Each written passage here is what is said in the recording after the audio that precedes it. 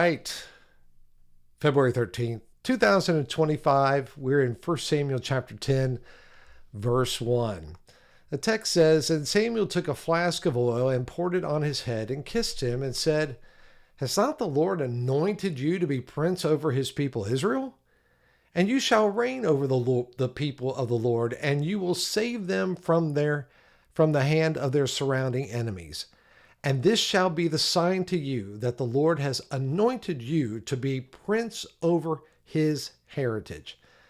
So in this private moment, Samuel anointed Saul, marking the beginning of his journey as Israel's first king. I mean, this was not a political appointment made by men, but a divine calling established by God. You see, the anointing with oil was a powerful symbol of God's presence and empowerment, setting Saul apart for the role he had been chosen to fulfill. Now, though Saul had not sought this position, God had prepared him for it. And Samuel's words were a confirmation of God's calling. And Saul was to reign over God's people, not as a dictator, but as a servant leader. And his role was not to build his own kingdom, but to protect and to guide Israel under God's direction. You see, this is a key reminder that all leadership, whether in home or at the church or in workplaces, it's ultimately a stewardship from God.